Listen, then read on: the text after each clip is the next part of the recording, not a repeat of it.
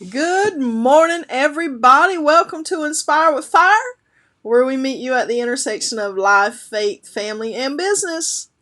I'm Krista Abbott, your host, and happy Purim! Today is a day today is a day of fasting. This evening, we start a day of celebration. But we'll talk more about that here in a minute. As you guys roll on into the room, go ahead and drop a note in the comments. Let me know you're here. Let me know you're watching.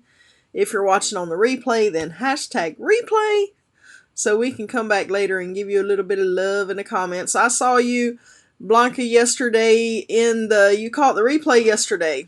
I saw that pop up last night while I was multitasking and doing some other stuff.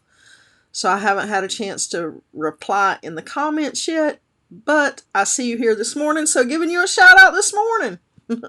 A double shout out. Good morning, Lindsay. How are you doing? Good to see you in the house this morning. Good morning, Miss Linda. Good to see you this morning. Good morning, Blanca. Nice to see you all the way from sunny California this morning. Hey, Susan, what's up? How's Iowa this morning? Yeah, is the snow melting yet? Oh, there's my sister. There's my sister from another mister. Top of the morning to you. Top of the morning to you. Awesome, awesome. Hey, I'm glad you enjoyed it. Sweet. Somebody say swanky sweet. Hey, well, you guys know I gave you a little tip and a little hint yesterday that we were going to talk about some fun and interesting stuff today as it relates to Purim and what all of that means.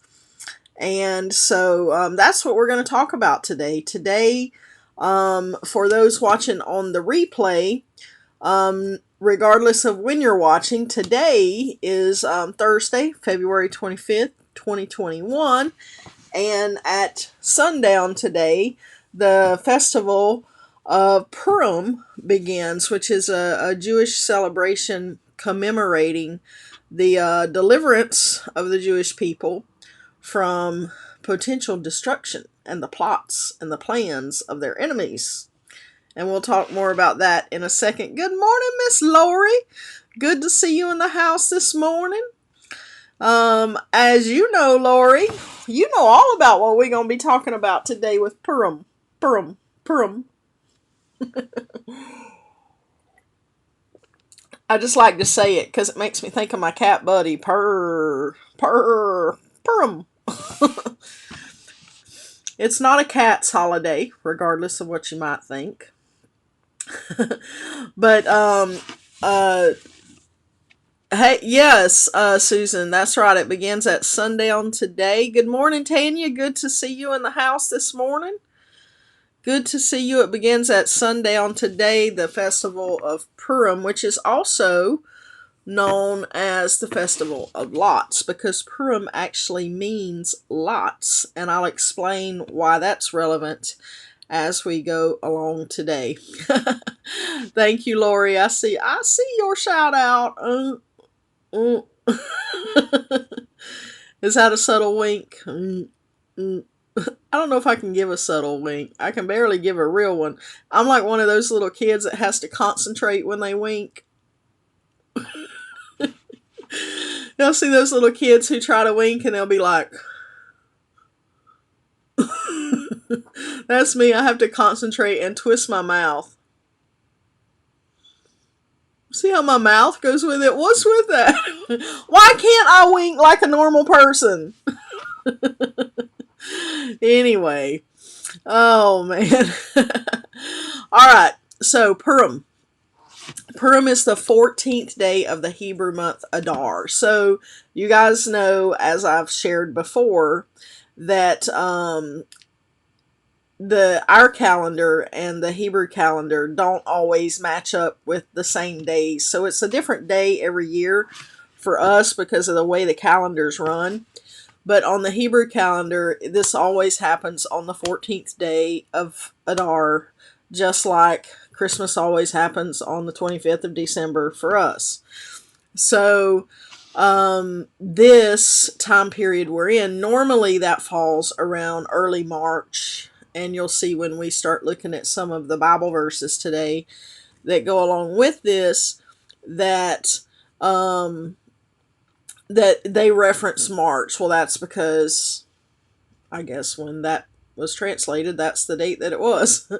But it changes from year to year on our calendar. Okay, you just kind of have to keep up with the two calendars and know when it's happening. Or you can just get you a calendar like I got that has all the Hebrew holidays on it already, like this, and you can keep up with it that way. Or you can get one on your phone. I actually have one on my phone too that alerts me of the important things. But anyway, this is the day, the 14th day of Adar was the day that Haman, a dude in the Bible that we'll talk about here in a minute, had decided that he was going to destroy or kill all the Jewish people in Persia at the time. So let's just break this down a little bit and say, what is Purim? So, as I said a minute ago, it's also known as the Feast or the Festival of Lots because Purim literally means lots. It's a joyous holiday that celebrates the time when the Jewish people were saved from the destruction of the evil plans of nasty Haman back in the days of the ancient Persia. Somebody say, Persia? What? Yep, Persia. Now, in the Bible, this is found in the book of Esther. You got it, Blanca. You are paying attention. You are all about knowing what this is about this morning. So it is found in the book of Esther, this whole story. So Esther, just to kind of recap, was a young Jewish woman who became queen of Persia. She was raised by her uncle / cousin, who was sort of like a father, Mordecai, and he groomed her and prepared her to become part of the king's harem. Okay, and the king loved her so much that she became his favorite, and he made her queen. Well, see what happened was, as the king didn't know that she was Jewish, because Mordecai had told her when she went in to become part of the harem not to reveal her nationality or her identity with the Jewish people. Now, I'm not sure how Mordecai knew that that would be important at some time down the road, because so far up till then, everything was cool, right? But God apparently prompted him and let him know, hey, she doesn't need to let them know who she is or where she comes from. So she just went in, King clearly thought maybe she's some cute little Persian girl and was going to be his queen. So she kept her identity private. And then it became relevant down the road when Haman, who was the king's right-hand man, he kind of thought a lot of himself. And he wanted everybody to bow down to him. He was something. He was riding his little horse. He was on his high horse. And he thought he was something. And he wanted everybody to bow down to him. Well, Mordecai, he was like, I ain't bowing to you. I only bow to God. And so that made Haman mad. He got hot mad. Somebody say Haman got hot mad. And he wanted not only just to kill Mordecai because he hated him, he was going to wipe out the whole population. He was like, I'm going to kill you and all your people. So he was nasty. Somebody say Haman was nasty. Nasty. He was savage. Savage. Bougie. Ratchet. Whatever, I got the words messed up, I know. But he was a savage. So let's check this out. We're going to check this out over in the Bible. Where's this in the Bible? It's in Esther chapter 3. Check this out. Boom! So this is Haman's plot against the Jews. So we're going to hop down here where I just kind of left off, where it's all highlighted there. When Haman saw that Mordecai would not bow down or show him respect, he was filled with rage. That means he was hot mad. He learned of Mordecai's nationality. So he decided it was not enough to lay hands on Mordecai alone. Instead, he looked for a way to destroy all the Jews through the entire empire of Xerxes. So, in the month of April, now that's the Hebrew month of Adar, during the 12th year of King, actually that's Nisan, the month of April is Nisan. During the 12th year of King Xerxes' reign, lots were cast in Haman's presence. The lots were called Purim. So there you see, Purim. The lots were called Purim to determine the best day and month to take action. And the day selected was March 7th, nearly a year later. Now, I showed y'all this before. See right here, you go to the footnote. This is the 13th day of the 12th month, the month of Adar. Okay? So that's when the lots, or the Purim, said that they would take this action against the Jewish people. So Haman then went to King Xerxes, and he told them, hey, check this out, King. There's a certain race of people. Now, he went in and said he was lying. He was lying. And that's what our enemies do, right? That's what your enemies do. They be lying. But so there's a certain race of people, this whole race now, scattered throughout all the provinces of your empire, who keep themselves separate from everyone else. Their laws are different from those of any other people, and they refuse to obey the laws of the king. Now, how is Mordecai refusing to bow to Haman, refusing to obey the laws of the king? It's not. But Haman said, and the king, this is his right-hand advisor, he believes what the dude's saying. So then he goes on and he says, so it's not in the king's interest to let them live. I want to say something right now, but it wouldn't be appropriate. If it please the king, issue a decree that they be destroyed, and I will give 10,000 large sacks of silver to the government administrators to be deposited in the royal treasury. Now, it wasn't enough that he wanted to kill him.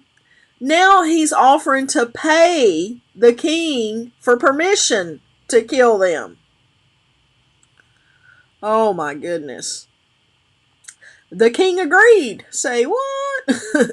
Confirming his decision by removing his signet ring from his finger and giving it to Haman, son of Hammedatha, the Agagite, the enemy of the Jews. The king said, the money and the people are both yours to do with as you see fit. So king's like, keep the money. I trust you. Here's my ring.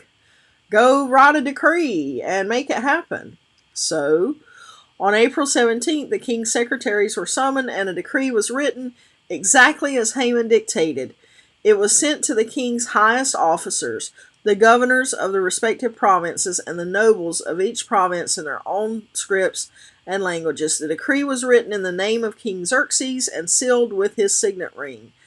Dispatches were sent by swift messengers into all the provinces of the empire, giving the order that all the Jews, young and old, including women and children, must be killed, slaughtered, annihilated on a single day. This was scheduled to happen on March 7th of the next year. The property of the Jews would be given to those who killed them. So now they're trying to incentivize the murderous acts by saying, hey, you get to keep the spoils or the plunder. So a copy of this decree was then issued as law in every province and proclaimed to all the people, so that they would be ready to do their duty on the appointed day. At the king's command, the decree went out by swift messengers, and it was also proclaimed in the fortress of Susa. Then the king and Haman sat down to drink, but the city of Susa fell into confusion. Okay, so see, what happened was he cast the lots, he cast the Purim, to say when that this would happen, when that they would do this. Then he wrote the decree with the king's name and the king's signet ring, sent it out to all the province. So all the Jews now know, they've heard what he's planning and advising. So Mordecai's like, oh, no, no, no, no, no, no, no. We got a plan. So then Mordecai finds a way to get word to Esther. And they, filling in the gaps here. Okay, guys, go read Esther today and tomorrow. Just go read it just to, as your way of commemorating this celebration period that we're in. So they had a conversation, and he's like, you got to go to the king. You got to make yourself known so that we can be saved. Like, God's put you in this position, and how do we know that he didn't put you in this position because of this very moment for such a time as this? That you guys, I'm sure you've heard that a time or two. You've been called to the kingdom for such a time as this. Well, Esther was literally positioned in the kingdom for such a time as that, for that moment in history. And so Mordecai is telling her this, and she's like, I can't go to the king unless he asks me to come. Like, I can't just go like, yo, king, what's up? Because back then, you only went before the king when he summoned you or asked you to come. If he didn't want to see you and he didn't ask for you, you left him alone. And to go before him without being asked or summoned was cause to be put to death. Like, people could be killed just for going up to the king and being like, yo, what's up, king? Or like, hey, I want to see you. Can I see you? No, he had to ask for you. And if he didn't, you was out of there. Say, out of there. So, okay, so Esther's like, okay, if I'm going to do this, then you need to get all the Jewish people together, and we need to fast for 3 days before I do this, so that I can go in and have the favor of the king. Somebody say favor of the king. That'll preach all by itself right there. So, they fasted for 3 days. And she approached the king. And wouldn't you know it, when the king saw her, he was like, Esther, what's up, girl? Come on in. I love you. I love you. He loved him some Esther. Somebody say the king loved him some Esther. So he invites her in, and he's like, what can I do for you? Like, she's clearly his favorite. Somebody say, it's okay to be the king's favorite. She had, yes, Blanca, she had the favor of the king. Come on, somebody. Ah! So she went in, and the king's like, what's up, girl? What can I do for you? And so she's like, king, it would please me if you and Haman would come to dinner. And so she like made this, and he agreed. And then he made Haman go. Now Haman, remember, Haman, I'm fixing my shirt if y'all wonder what I'm doing. Haman, he didn't know that she was Jewish. The king didn't know that she was Jewish. Haman didn't know he had just issued a decree that would kill the queen. Oh man, he was clueless. So Esther comes in, and later, like at this meal, she reveals her identity to the king and lets the king know that, hey, Haman's been planning to kill me and all my people. And the king was like, Haman did what? And so, in an unexpected turn of events, turned out the king liked Esther a little bit more than he liked Haman. Somebody say, thank you, Lord. And so, in a very unexpected turn of events, Haman ended up getting punished and hanged at the gallows, and the Jews were set free or delivered from this day of destruction. Well, maybe not enough time happened between the two for a word to get out to all the provinces, because remember, they've all already been told that on this day they're supposed to go kill the Jewish people. Well, the Jewish people know that too, so they're armed and prepared to defend themselves. Let's check this out. Hold up, Buttercup. That's what I say to Buddy. Call Buddy Buttercup sometimes. Y'all ready? Here we go. So, on March 7th, the 2 decrees of the king were put into effect. On that day, the enemies of the Jews had hoped to overpower them, but quite the opposite happened. It was the Jews who overpowered their enemies. They gathered in their cities throughout all the king's provinces to attack anyone who tried to harm them. But no one could make a stand against them. Everyone was afraid of them.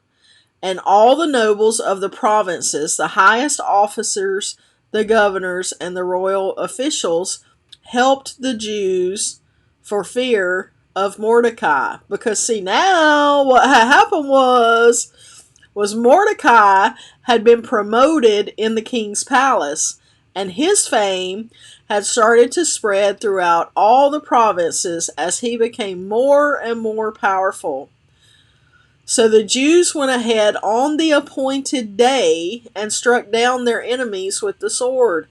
They killed and annihilated their enemies and did as they pleased with those who hated them. In the fortress of Susa itself, the Jews killed 500 men. They also killed Parashadatha. Don't y'all love it when the Bible got all these words you can't pronounce? Dalphon, Aspatha, Poratha, Adalia, Aridatha, Parmashata, Arasai, Aradai, all them places. Let's just say all them places because I'm probably saying all those names wrong. And the 10 sons of Haman, the son of Hammedatha, the enemy of the Jews, but they did not take any plunder. Okay, y'all know the Jewish people are famous for not taking the plunder. The very day when the king was informed of the number of people killed in the fortress of Susa, he called for Queen Esther. And get this, he loved her so much. Somebody say he loved her. That he said, the Jews have killed 500 men in the fortress of Susa alone, as well as Haman's 10 sons. If they've done that here, what in the world has happened to the rest of the provinces? But now, what more do you want? And I will grant it to you. Tell me, and I will do it. They done kill all his, citizens. And he's like, what more do you want? I'll do it. I'll do it for you, Esther. Because you're so pretty and I love you.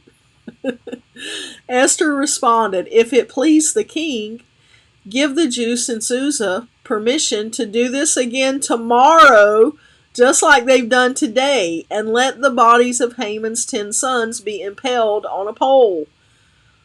So the king agreed, and a decree was announced in Susa, and they impaled the bodies of Haman's 10 sons. Then the Jews at Susa gathered together on March 8th and killed 300 more men, and again took no plunder. Meanwhile, back in Persia, the other Jews throughout the king's provinces had gathered together to defend their lives. They gained relief from all their enemies, blah, blah, blah, blah, blah. Go down to the blue highlight at verse 19. So to this day, Jews living in remote villages celebrate an annual festival and holiday on the appointed day in late winter, which is this time period, when they rejoice and sing gifts of food to each other. The Festival of Purim. Here it is, right here in the Bible. Somebody say it's in the Bible. Mordecai recorded these events and sent letters to the Jews near and far throughout all the provinces of King Xerxes, calling on them to celebrate an annual festival on these 2 days. He told them to celebrate with feasting and gladness and by giving gifts of food to each other and presents to the poor. This would commemorate a time when the Jews gained relief from their enemies, when their sorrow was turned into gladness and their mourning into joy. He's turned my sorrow into gladness. Ah, yeah. And my mourning into joy. Woo! Organ play. Yes, he has. So we're going to scroll on down. Skip, skip, skip. There's some stuff. Skip, skip, skip. Down here to verse 28. These days would be remembered and kept from generation to generation and celebrated by every family throughout the provinces and cities of the empire. The festival of Purim would never cease to be celebrated among the Jews, nor would the memory of what happened ever die out among their descendants. The Queen Esther, the daughter of Abihail, along with Mordecai the Jew, wrote another letter putting the queen's full authority behind Mordecai's letter to establish the festival of Purim. Letters wishing peace and security were sent to the Jews throughout the 127 provinces of the empire of Xerxes. These letters establish the festival of Purim, an annual celebration on these days at an appointed time decreed by both Mordecai the Jew and Queen Esther. So there it is in the Biblia, in the Bible, the Bible. So talk about an unexpected turn of events. Haman went out one day thinking he had won, and all the Jews and Mordecai who wouldn't bow to him. He hated Mordecai, hot mad. He went out one day thinking he got them, he gonna kill them, and the next day his booty was hanging in the gallows. And the Jewish people were saved from destruction. So how is Purim celebrated? We just read about it. But it's preceded by a fast, a day of fasting. So like on Purim Eve, which would be like right now, today in this year, it's right now.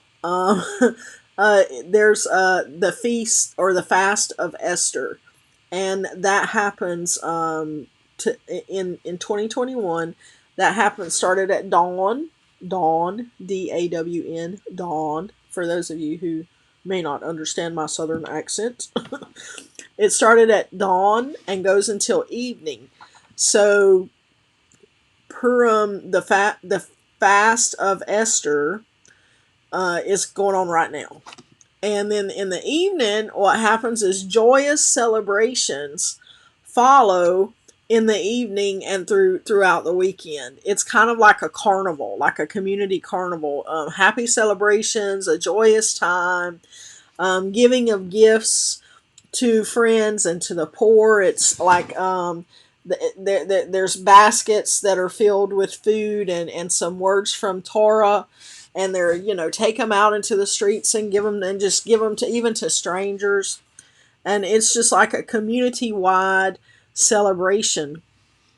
In the synagogues, they read the book of Esther, the whole book publicly. We just read a little bit. But hey, go between tonight and tomorrow and read through the whole thing. It's not that long. I mean, you can read through it in an hour.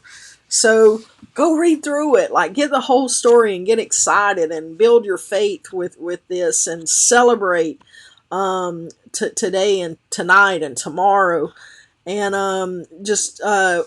for the Jewish people, it's like a big party in the synagogue. They sometimes in some communities they'll have like a play, like a Purim play, where they make fun of the community leaders.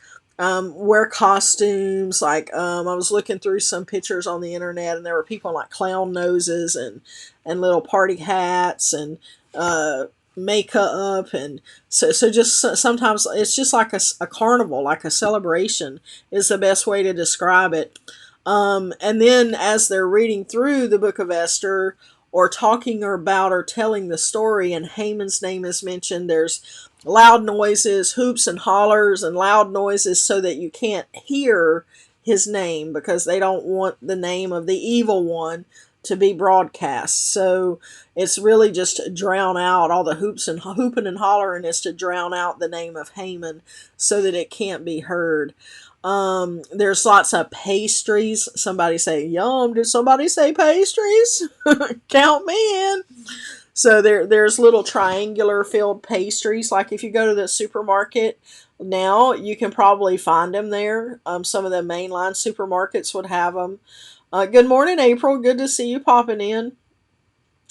So, like little triangular shaped pastries filled with goodness that you can eat, and then having a festive meal in the evening. And the whole purpose really is to bring harmony and love to the community, and to remind us to celebrate and remember the needs of the less fortunate by the giving of the gifts to the baskets and the gifts to the strangers and to the poor and to your friends. But the central meaning and theme, right, is God is always working behind the scenes for our redemption. That's the story that we see unfold here, is that the enemy had a plan, and the enemy has a plan for your life, just like Haman had a plan for Mordecai and for the rest of the Jews.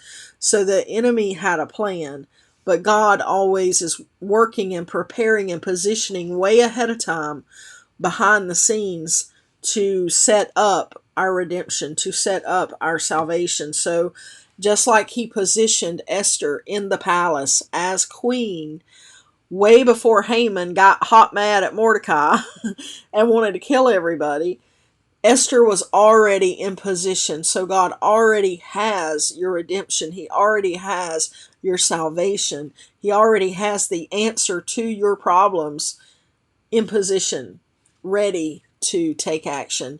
And it's there, so it's going to have the favor that it needs to do what it needs to do. Just like Esther already had the favor of the king. She didn't get killed when she just randomly appeared before him, which was cause for death back in the day. You know what I'm saying? So God, it's the central meaning and theme that we see here is God always triumphs over evil. Good always triumphs over evil. And God positions us for our destiny. He positions us for our future, just like he positioned Esther in the palace to save his people. And so our mourning then can be turned into gladness. Our sadness can be turned into joy. So, Father, we thank you. We thank you for Purim. We thank you for this celebration. We thank you for rescuing and delivering the Jewish people, your people, God, on this day, way back in the day of the ancient Persian Empire. But God, we thank you that this teaches us and this shows us that you're always there, that you're always with us, even when our enemies plot against us. God, you have a plan.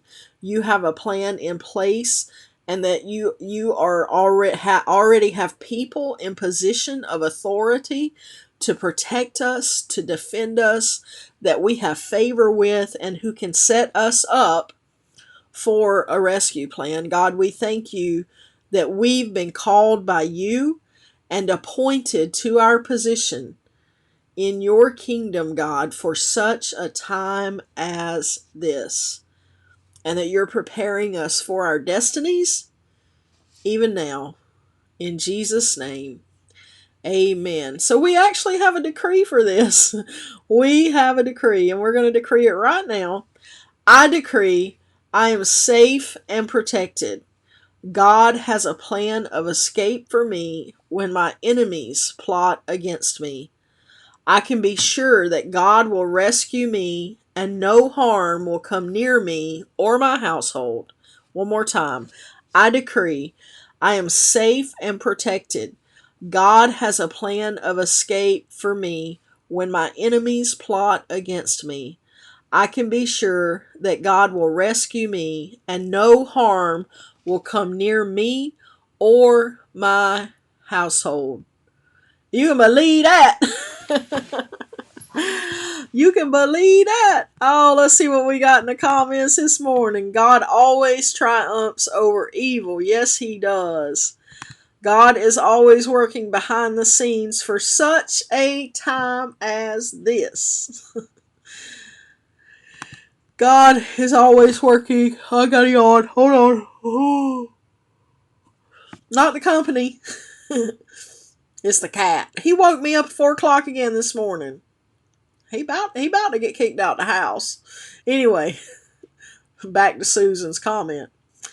God always is working behind the scenes. God is way ahead of time, working behind the scenes, ready to take action. For show. Jer Bear. Hey, Jer Bear. How you doing, sis? Love the lesson this morning. I got to go and get ready for a work call. Okay, so you probably not hearing my comment right now, but I love you anyway. That's my older sister, y'all. Jerry, she lives in North Carolina. Somebody say North Carolina. Pastries and a festive meal. That sounds good to me. Hey, April. What's up, girl? Let's see. Oh, yeah, I'm pretty sure Xerxes was hot mad. He was like, oh, no, Haman getting hung now. Where's them gallows he prepared for Mordecai? Put him on them. Yep. Favor of the king, fasted for 3 days. Favor of the king. Here's your homework. Read Esther today and tomorrow. Our assignment. Somebody said, that's our assignment.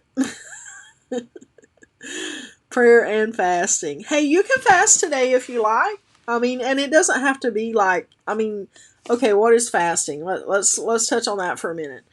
You can fast from food and water, which is the traditional fast that the Jewish people are doing until sundown.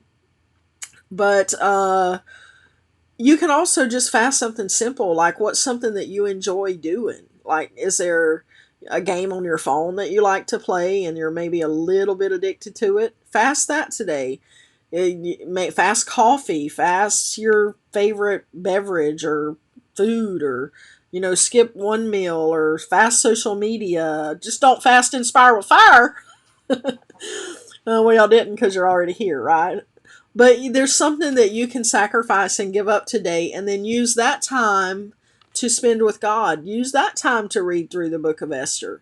Use that time to, pray and look at God's deliverance patterns in your own life, and create your own celebration this weekend for tomorrow. Just, you can celebrate, yes, Purim and everything that means, but also there are already times in my life that I can look back on and say, man, God set me up there. He rescued me, man. He really took care of me in that situation. And man, the traps that my enemies set for me, they ended up falling into themselves. Like, I can look back over my life and count several, I don't know, oh, yep, that happened there, happened there, happened there, happened there, happened there, where God's done that even in just my life and for my family. So I'm sure that you've got some situations like that too, where God's jumped in and rescued you. Or maybe you're in a situation now that you need Him to do that. All the more reason to fast. But find a reason to celebrate what God has done in your life personally, in addition to honoring and celebrating what He did with Purim. With the Jewish people. But think about this. He also did that for all of us. If you can't think of a personal life situation, look at the global situation, which then becomes personal, because He already did that with us in the redemption plan of Christ. When He sent Jesus and redeemed us all, that's when He really annihilated the plan of the enemy and cut the neck off of Satan's plans in your life, because you now belong to Him. So there's a redemption story to be excited about. It's your salvation. So think about all of that, and you got some stuff to celebrate. You got some Purim to be happy about. Thank you, my sister Jillian. Fab message. I appreciate that.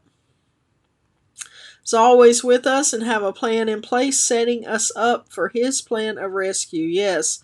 Thank you for the fire, Blanca. I appreciate that. Love the story of Esther. Lindsay, is it your favorite girl? Lori's giving me some fire love and telling me I did a great job. Thank you, Lori. It means a lot coming from a Jewish girl. All right. Great teaching today. So helpful. So good. Thank you. Thank you, guys. Thank you for your encouragement. Simply celebrate. Lori says it's easy. Just party. Just waking up, so it's easy to just be happy and live another day. You got it. Just celebrate. Be happy. Have yourself a glass of grape juice. You know what I'm saying? All right, guys. That's it for today. Happy Purim. Think about it. We might talk more about it tomorrow. I think I told you everything though, but we'll see. We'll see. God might give me some big revelation. But we'll have one thing's for sure. We will have us a Friday celebration. Hey, Mary Manifeld, what's going on, girl? We will have us a Friday celebration. We'll have our own Purim party right here on Inspire with Fire tomorrow. So you guys have an awesome day. May the Lord bless you and keep you. May He make His face shine upon you and be gracious to you. May He turn His face toward you and give you peace. Have a wonderful day. I'll see you back here tomorrow at 8:08 a.m. Eastern Time. And until then, happy Purim. Bye.